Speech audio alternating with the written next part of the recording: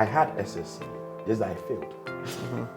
The results are there, but they can't get you to any university. We don't believe in free stuff. Education cannot be free. I don't believe in that. So make it affordable. So do you think most business will be successful if the founders/entrepreneurs have a business background? So as a CEO of a company, you can pick any employee at random from any department at random, and you should be able to tell their compliance status on anti-money laundering. If I'm the Minister of Education and I can pick any teacher at random, any student at random, and tell their strength. I see the potential. Project that into a simulation for the next 10 years. I can see the doctors I will need to pay 40 years from today. eCampus is basically a campus, you know. But mostly when people hear eCampus, what comes to mind mostly is high school or university, right? That kind of stuff. But what eCampus really is an intelligence platform that provides insights into learning behaviors. So it caters for high school, that's junior, senior, nursing, midwifery, teacher training, law school, university, aviation law, corporate training, anti-money laundering within corporate training. So it starts from junior high all the way up to corporate training. We have lifestyle courses like breast cancer, road safety, data protection. So in the modern sense of a campus, we could say if you do not have the capacity to build your own campus like Google has done, Uber has done, Microsoft has done, Apple has done, you can have your campus on eCampus, right? And if you have a school and you want to experiment with blended learning and you don't want to put up that whole infrastructure yourself, just come be on eCampus, just like you have a page on Facebook or you have a page on LinkedIn. So just come to eCampus and bring your learning activities there. What you gain from doing that is the intelligence we provide on the learning behaviors of the learners and also the teachers. So you're able to get some in-depth understanding of who has what strengths, who has what weaknesses, both teachers and students. And then as a school owner or as a parent or as a government or as a non-governmental agency like the UNICEF and co, you can have that data to now make decisions. Right. On educational reforms, on what kind of support you can give to countries or what kind of support you can give to marginalized people. Because the narrative has been that Africa, we don't have data on such things. So if people want to even support, it's difficult to get the hard data on how learning happens and what is the challenge and what are the high points and the low points. So we want to be that source of those critical insights, data, and intelligence to help in decision making. So the key stakeholders are parents who also want to make a decision. And they get to be able to sign up on the platforms. They are able to see the results of the performance of the awards. So they can say, oh, Kwesi, you are not ready for the exam. Because eCampus is able to tell you that, oh, you are 40% ready for, let's say, geography, for SHS. 40% will give you somewhere around a D. Is that what you want? So you're not ready. So we'll not register you for the exams. Do another 6 months, let's see, on eCampus. If you get to 75, 85%, that's an A.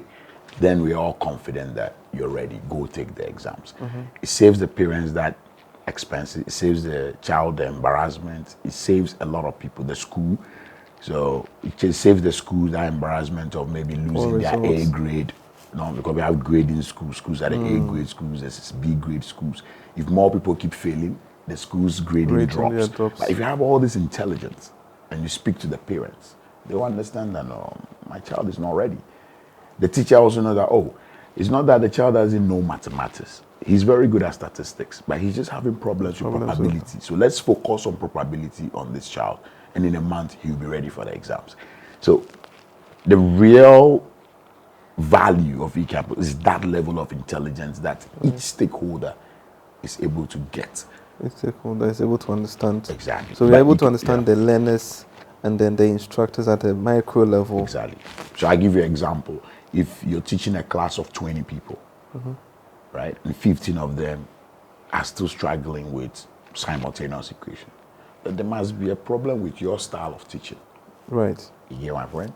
But if there is another maths teacher in the same school teaching maybe the B class, not the A class, and they are doing well in simultaneous equation, then it's time the proprietor or the registrar swaps.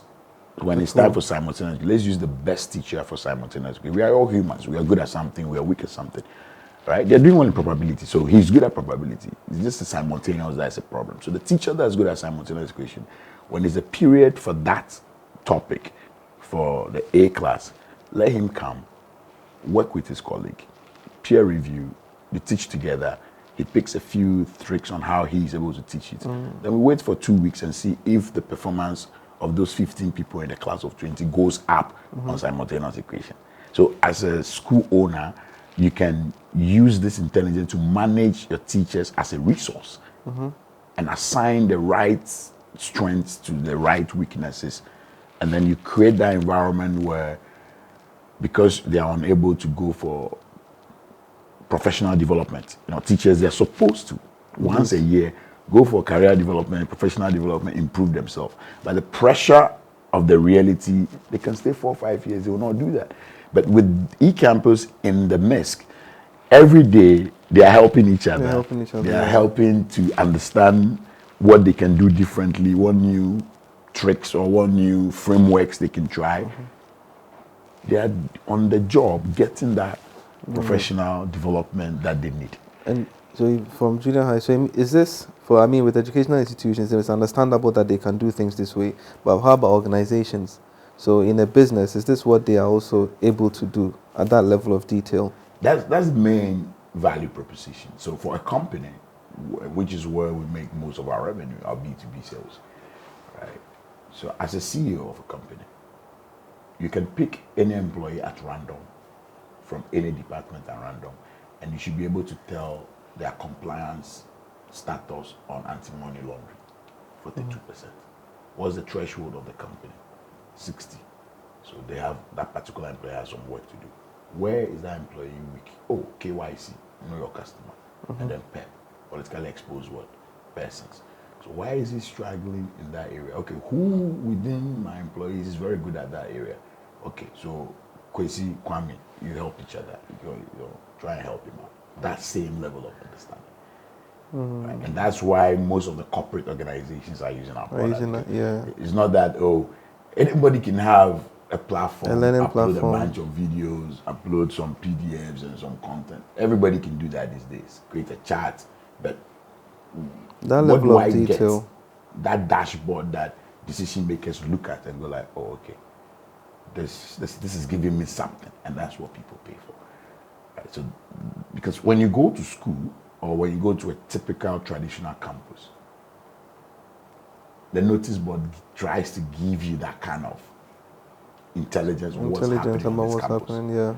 At the end of every term or semester, they give you some kind of a report to give you some idea of your learning behavior and what you are performing. But because it's done by humans, you won't get details. It's not granular. So mostly they give you, classwork, 40%, exams, 30%, total, 70%, they put very good. High level. But we are able to tell you that 70% you got, 10% is coming from parallelograms, 2% is coming from sets, 0% for statistics, but 40% for probability. So you are beginning to understand the human being or the learner deeper. And say, okay, why 0% for sets? Why? What is the problem? Oh, he has watched the video 15 times. He has listened to the podcast 12 times. He has taken tests only twice. And he hasn't done a single discussion. Maybe Okay, That's the why don't you problematic area. engage in more in discussions? Why don't you engage? So you begin to understand, oh, he does well with videos. You know, oh, he does well with what the Q&As. That's what helps him more. So let's suggest more Q&As.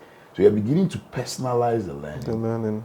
you know, for that person, person. make it more adaptive, you know, and then people will naturally learn without having to see learning as a chore or as a task, you know. And when exams are coming, people are panicking. That's why they fail. Because even 2-3 minutes to the start of the exam, people are still checking their notebooks. No. 2-3 weeks before then, eCampus tells you are 90% ready. And that's So you an don't 8. So even- chill, relax, sleep the night before, have a good breakfast, clear your mind, do something separate. And then when you go with that confidence, it even makes you pass the exams. So the level of detail that we get and how penetrating it is, that's one of the main things. Because when you were speaking initially, I've actually been trying to box eCampus, and I'm thinking, wait, is it that they provide the online infrastructure for you to build on top of, or is a platform where you just put your learning material and they give you a wider reach? Right, but what I'm getting from you now is like it's more about the data, the level of insight. So it's not just the infrastructure, it's not just the platform and then the reach. Distribution. We give you all of that, but the real value proposition is perhaps the the most unique that we give you, and that's what makes us stand out.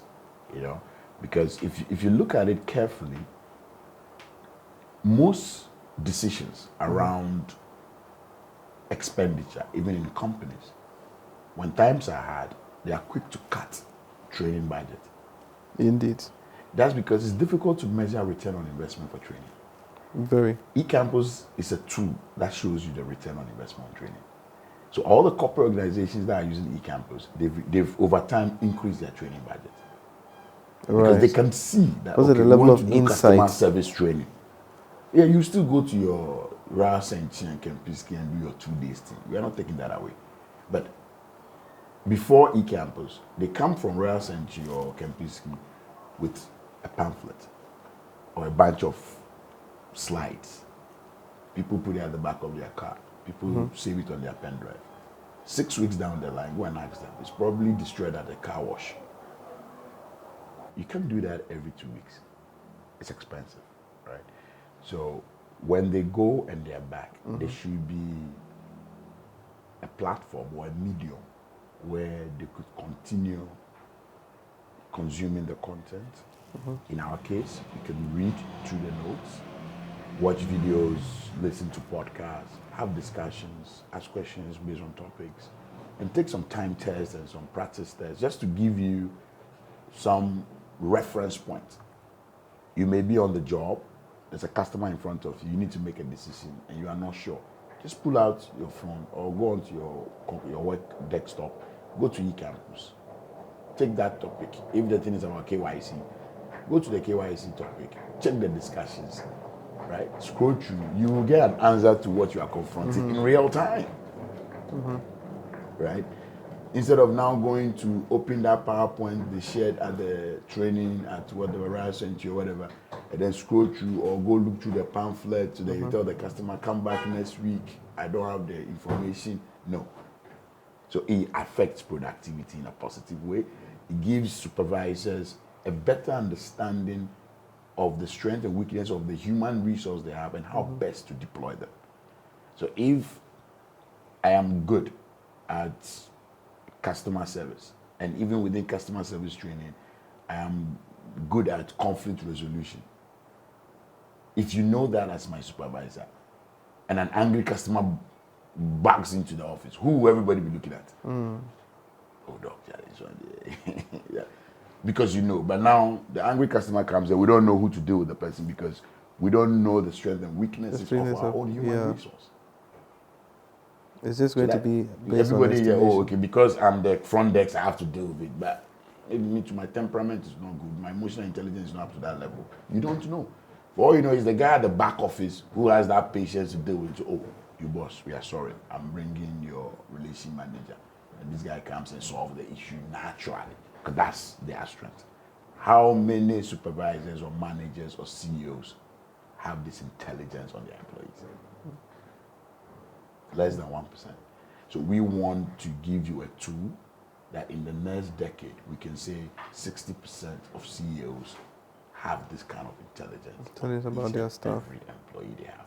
The same way a parent should have that intelligence on all their kids and their performance and what they can do, their strength. That even guides their career path. So you don't say by force you have to be a doctor. No. The data shows that this guy's an engineer. You can't fight him. The same for teachers. Teachers genuinely, at least now that's what I've come to realize. But when I was in school, I thought they didn't like me. But they genuinely want you to succeed. But they don't have the tools. Because if I have to deal with the 40 people in a class, give them assessment, mark it, now analyze the assessment and tell your strengths based on topics. No. I'm human. It's not practically doable. So in the whole semester or in the whole term, they give you only 3 assessments. Assessments should happen daily. So that at the end of the week, I know your strength and weakness. If I have to retake some topics for the next week to make sure that you get a foundation, I can do that. But we just keep going. Oh, week 1, we are done. Week 2, we are done. Week 3, week 4, we just hope that everyone is coming along. Yeah. It's not right. So then you graduate them and then they don't fit in. So industry is always complaining that you are giving them half-baked people. So they can't employ them. And academics is like, oh, but we've graduated a lot of people. Why do you say you can't? Because you don't. The people you even graduated, if I ask you, as a principal or president of a school or university, that there's 5,000 people who graduated, pick anyone at random. Tell me their strength and weakness in the marketing that you've given them first class. You don't know. And I don't expect you to know the top of the head. You should open a dashboard. Then everything comes up. Which one? Which one? Select the student name. And put it in there, then even blow me with details that I didn't even expect. We don't have that. And until we have that, our educational system will still struggle. So should the universities and the educational institutions be looking to do things like this? Of course. Because if for nothing, right, we know that we're in a data-driven world today. These days, it's hard to even convince a 4-year-old, my son, without backing it with some data. And it's happening subconsciously. Daddy, why? You need to back it up. When I was growing up, when I said daddy, why? They'll tell you, because I'm older than you, because I'm your father. Then shut up. You can't do that now. Daddy, why? I said, no. You can't do that because you have to do your homework, right? When it's 7 o'clock, then you can go back to the tablet. And even on the tablet, I want to see how many points you got. Like yesterday, you didn't get the 10 points. You got only 2. Why? So I'm reasoning with you based on data, based on behavior, based on some insight. So the child doesn't feel agitated. They don't get angry at you. They don't make it personal. They're like, oh, okay, then my bad, daddy, I'm sorry. But it's because of the father. So now when you see your dad, then you are angry. It's not that your dad hates you. He wants the best for you, but the approach is not data-driven. It's not experiential. It's not insightful. So then it becomes more of a personality. My father doesn't like me. No, it's not like that. So in every aspect of our life, we need that. Yeah.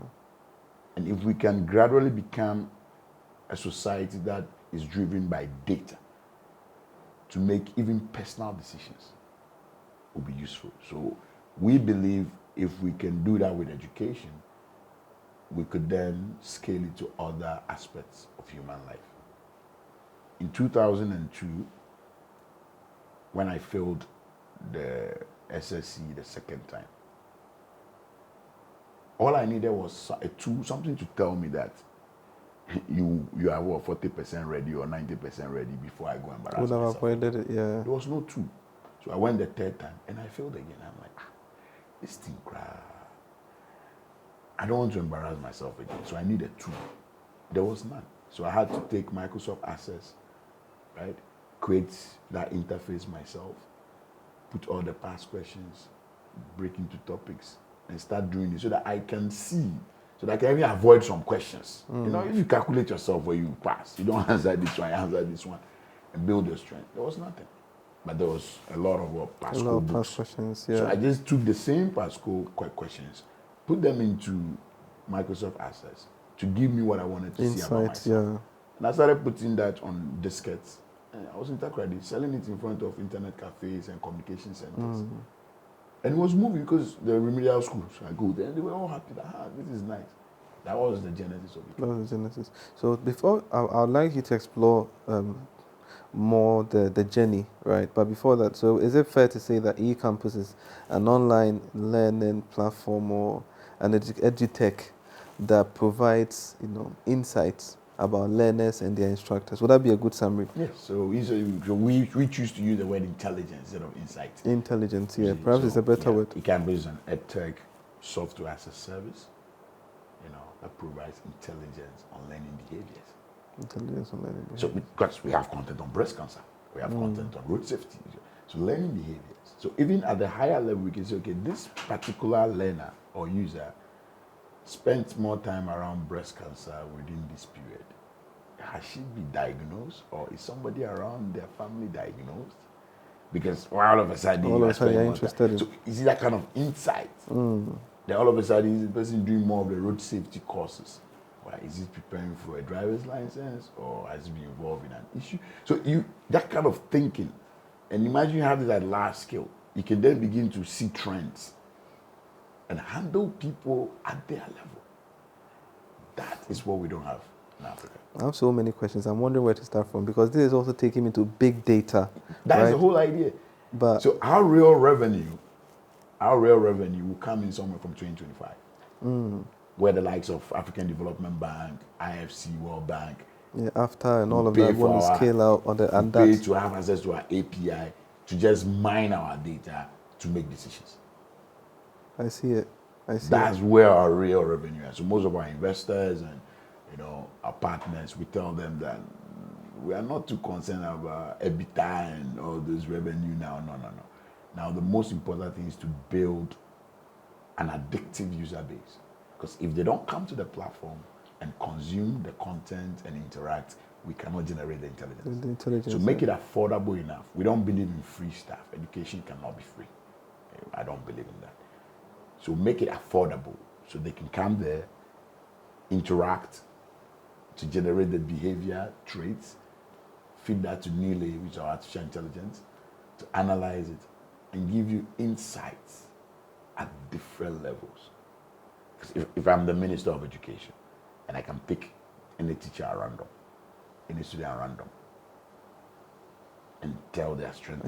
I see the potential. And project that into a simulation for the next 10 years. I can see the doctors I will need to pay 40 years from today. I can see the teachers I need to train. Whether the sector will be able to absorb the teacher training colleges.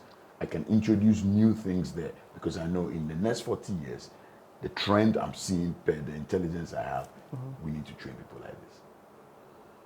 So this is deep. Very right? And big it data. will take time for people to appreciate it in that aspect. So we're not too bothered. Okay. So let's go a bit further back and then talk about, because you referenced the journey, how you did fail some tests and then it got you to put some questions on the CD, started selling. Most entrepreneurs are influenced so much by their life experiences to start a type of business. I'm guessing, well, it seems to me that that's the case with you. So how did that inspire you down the path that you are on? Is it like a mission to prove something to yourself, or a mission to liberate those that could possibly be in the same situation as you? So like how has your own personal life influenced your journey? And perhaps you can from there tell us about how it's been from then till now. So I like to be very blunt and straightforward. In 2003, 2004, I didn't know I was starting a company. I've never even had the word entrepreneur before. For me, I just wanted to prove my mom and my uncles that, I'm smarter than they think they are. Because when I tell them I failed because of the school system, that was unheard of. They were like so furious. Like, what do you mean? Everyone is our neighbors, this person has passed you because you are blaming the systems that the system doesn't. I'm like, no, I'm smart. Like, this thing. But so to prove them wrong, that it's not my fault. If I could predict that I'm ready or I'm not ready, I won't go embarrass myself. And the system doesn't have that mechanism for me. To allow you to The predict. report card you are giving me can't give me that. The fact that we all went through 3 years doesn't mean we are all ready for the exam. I don't mind staying back for 1 more 2 years to be ready. Because the same thing you did to me, I failed. Absorption rate is different. I failed. You get what I mean? So I just wasted 3 years of my life. If I knew this, I would have just stayed 1 more year and be serious and go right. There was no two. So to prove to my parents, especially my mom and my uncles, that I'm not what they think I am, because it was very demeaning. They were very angry. They were very disappointed, and you could see it even in the way they treat you at home. They don't even want you to mango with your siblings because like you're going to be a bad influence and all of them like this. Right? But yeah, I think today I've achieved that. Today, they realized I was right about what I said. In 2004, failure rates were around 36%. Right? In 2018, failure rates were 72%. So, was it my fault? If the system was that good, why are failure rates going up and not reducing? Because if we can predict, we won't send them to go and write for the failure rate to go high.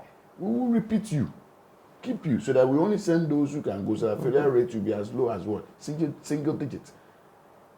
GS doesn't have a tool to tell who is ready for the exams. They just don't have it. So we want to see if we can fill that gap.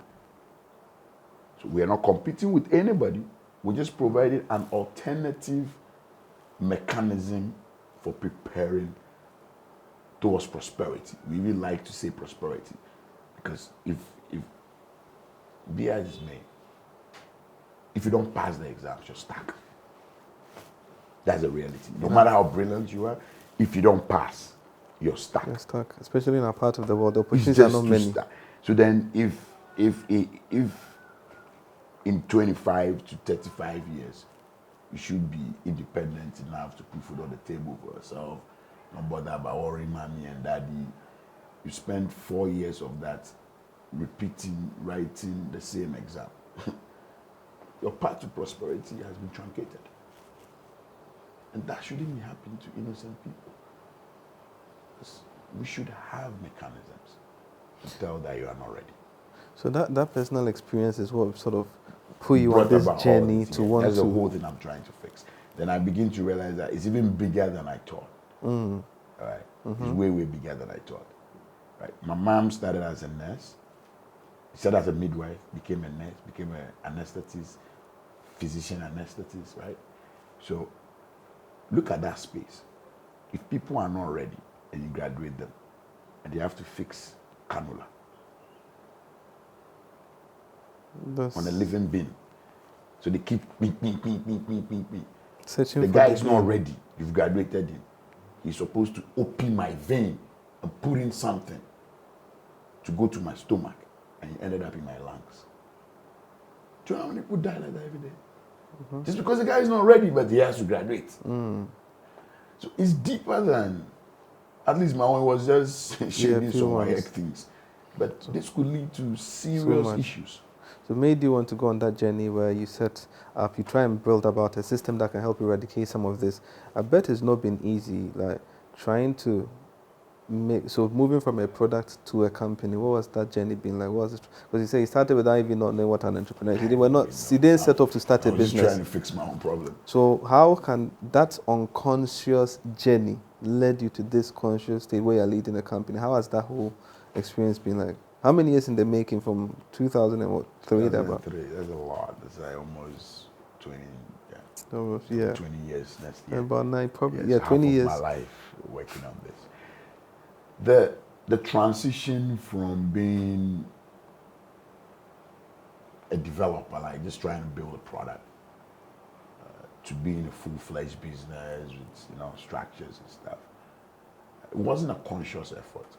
It was a number of issues, like challenges along the way that drifted me towards that angle. It was at a conference in 2004 at the Kofi Annan ICT Center, opposite the State House. And that was where I first demonstrated this concept of being able to predict. Right? And I was using a lot of open source tools to merge it together and create something. So at that conference, there were a lot of universities. There was Central University, Regent, Ashasi was very fresh. They were all there. And after 2004, we're taking e-learning, how to move into the technology.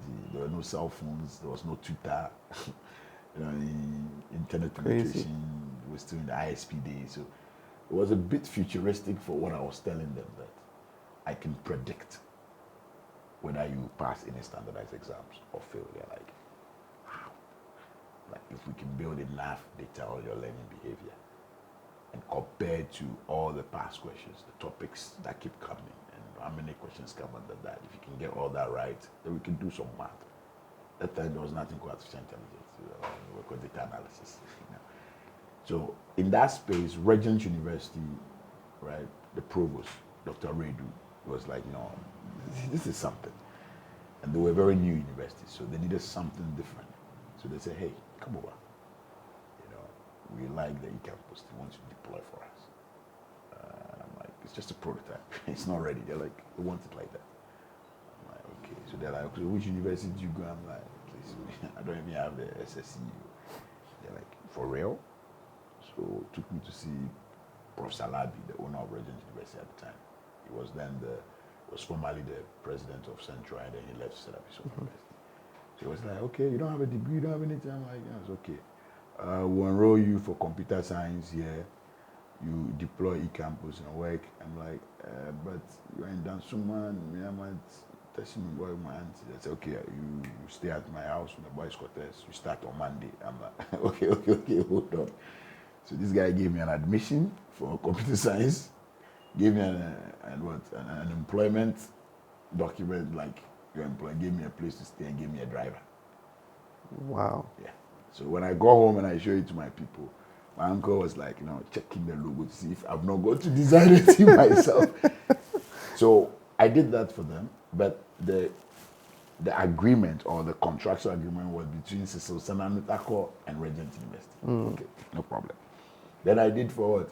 Ghana Telecom University, now Ghana Telecommunication. The contract was between Cecil, Senna, Nutakor, and Ghana Telecom University.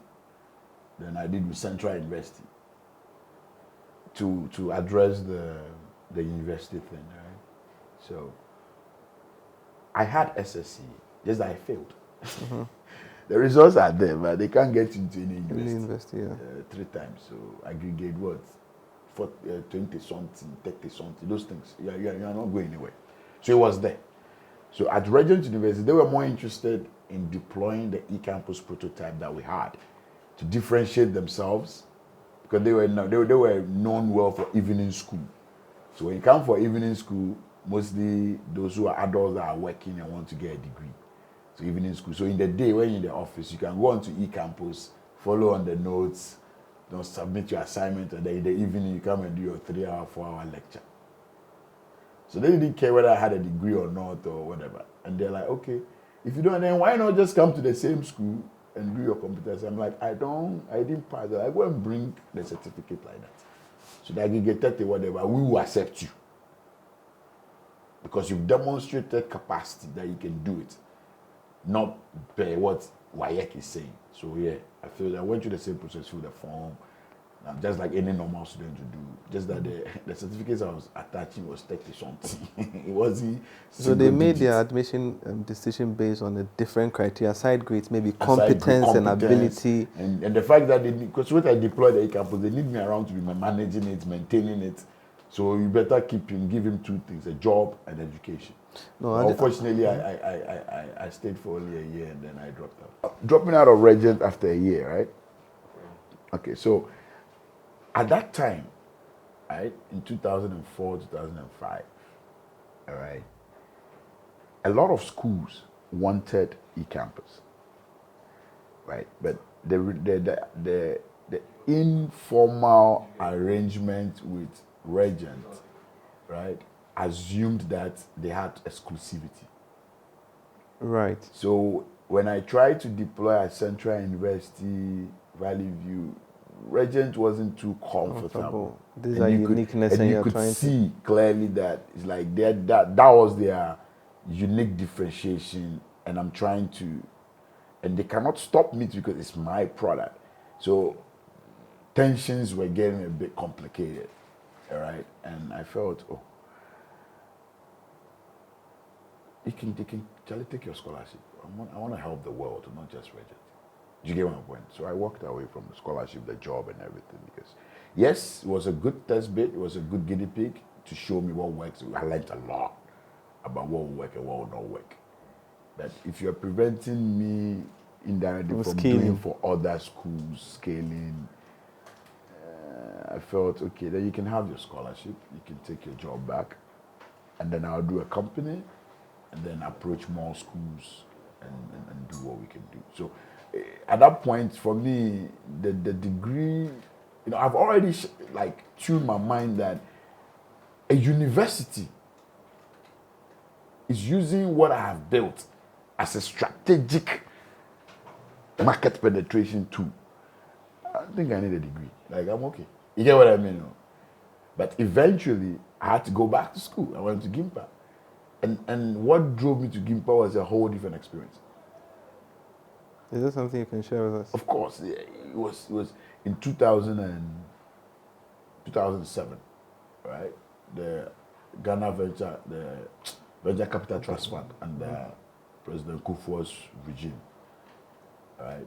So we wanted to apply and raise money from the Venture Capital Trust Fund. So we went through Activity Venture, right, controlled by Chris and Charles Dubois, right? So we did all the paperwork, valuation, audited accounts, and all those things. Spent a lot of money, went through all that process, and they were like, our business model and our proposition was too good to be true because even they discounted it at 85% and we're still profitable. But the advice they are giving me is that they don't think I have the capacity, the knowledge, and the know-how to run the business that's on this paper.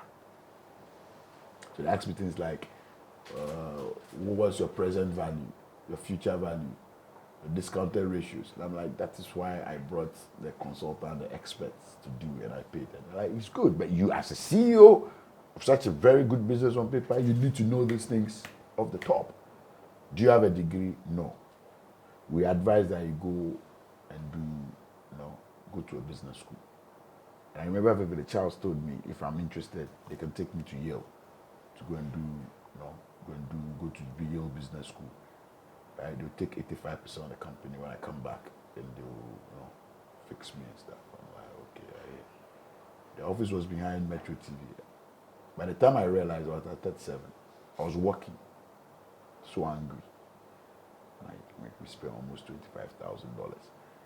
Money UNDP gave us, Infodef of the World Bank. I had won an award. I was supposed to go to Rio de Janeiro in Brazil to pick the award. I said, I won't go. They should either give me the plane ticket money, the hotel money, make I pay for these audited accounts, pay for this valuation report, because they go take money from Kufuor government. Yeah, after everything, tell me, say it's too good to me, I should go to business school. Hey, they didn't pay me. So I'm like, I won't go to any Yale. I'll go to and try and give him privacy. So, because I was wondering, because the Regent University, I didn't finish the thing. So when I'm back to the same SSC, then you see? So I was advised I should go to Gimpa. They will understand my problem. So I went to see the registrar at Gimpa. I told him my story. I was like, they're looking for people like me for their entrepreneurship and SME management program. Green Hill Business School. I'm like, but 34, the aggregate. Go and bring it. Hurry up. You've been running your business for almost 5 years now. You are the people we need in this course. Hurry up. I'm like, huh? So that's how I got into Gimpa. And I'll make sure I finish it. So I was going to finish Gimpa, in 2013, and then immediately went to do my MBA at the Catholic University of Milan. That was also on scholarship. So yeah, and then later I did my postgraduate diploma at Singularity University at NASA Research Park, Silicon Valley, San Francisco. So yeah, but the Gimpa one was very critical because I enjoyed every day at school because I was learning things to go back to Charles and Chris And funny enough, just like last week, they called from the Joseph called and was like, oh, he's calling from Black Star Investment. I'm like, Chris and Charles. They say, so people we have history. They say they know, but right now they want to invest in EdTech. So what's up? How they go for help me? I'm like, I knew you would come back at me, you know. So that kind of stuff. And so there were 2 books I bought when I was in Gimpa. The whole 4 years, I bought the 2 books. Strategy, the book on strategy, and finance management. They're still here, those 2 books. I was reading them like storybooks. Because they were asking me what's my present value. I didn't know. Future value, I couldn't even calculate discounted ratio on my revenues and my EBITDA. I didn't know all those things. I was like, hey, Chris and Charles, you people, we'll learn the finance for you. So I was enjoying the classes, right? And all my questions to my lecturers and professors were like, what happened in the afternoon when I went to the office that I bring it to the classroom? So it was very useful. I really enjoyed my education. There's 2 things I would say, and I'm particularly disposed to that. My position is, before we accept people into business school, we should have direct business experience. Yeah. Personally, I think it will be very good. If you've not done it, if I'm teaching people who've done their business before or they are running it, it's easier. They appreciate a lot. They can relate. But the person that just came out of senior high, because the dad is rich, able to put them in the university, you know, they have a laissez-faire disposition towards it. So I think what you just shared is quite confirming that. My second question, remark put together. Do you reckon that if we have do you think most business will be successful if the founders / entrepreneurs have a business background? So you see the things you later went back to learn. Yeah.